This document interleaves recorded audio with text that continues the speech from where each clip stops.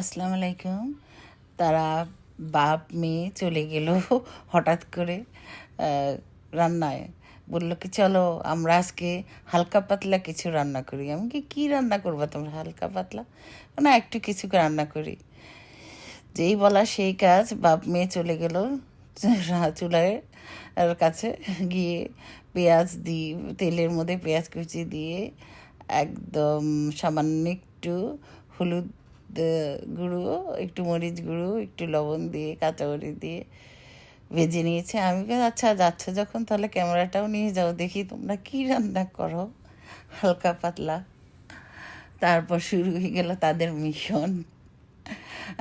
এক ফাঁকে ডিম সিদ্ধ করে নিয়েছে, কিছু আলু কেটে নিয়েছে। তা এখন ওরা দেখি কেমন রান্না হয়। একটুখানি আদা রসুন পেস্ট দিয়েছে সামান্য, আর কম কোনো মশলাই এখানে তারা দেয়নি। জাস্ট রান্না মানে হালকা পাতলা রান্না করছে। তো খুবই, এখন বলবো না কেমন হয়েছে, আগে দেখতে থাকো। রান্নাটা খুব সুন্দর করে মনোযোগ দিয়েই করছে।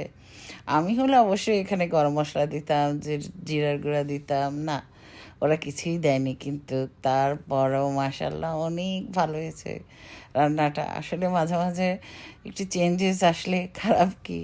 আর তারা এতে দুজনই হ্যাপি ছিল, মেয়েও হ্যাপি ছিল, মেয়ের বাবাও হ্যাপি ছিল। যাক, দুইজনে মিলে মিশন শুরু করছে আর করেছে। আর আমি মজা নিচ্ছিলাম যে আচ্ছা আজকে করেই খাক, দেখুক, দেখি কেমন হয়। এমনি ও কখন রান্না করেছে আমার ঠিক মনেও নেই। সেই কয় বছর আগে একবার, তাও এরকম। আর একবার প্রথম যখন আমি হংকং আসছি তখন, এরকম রেয়ার, হঠাৎ কখন বলা যায় না যে ওর ইয়ে হয়। কারণ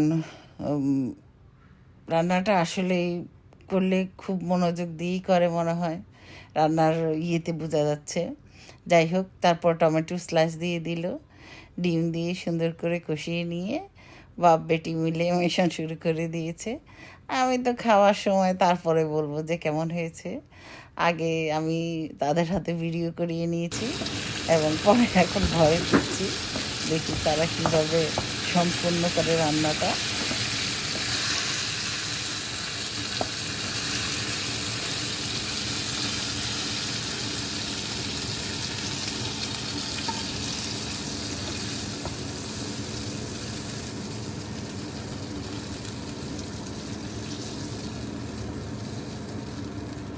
This is called egg curry.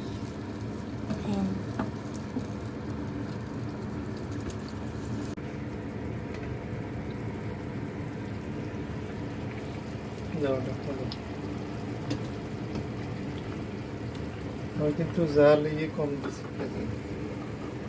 জাল না দিয়ে বাপ বেটির কথা এই হয়ে গেছে তাদের এক কারি। অ্যাকচুয়ালি খুব ভালো রান্না করেছে, মানে খেতেও হালকা পাতলা এত ভালো ছিল।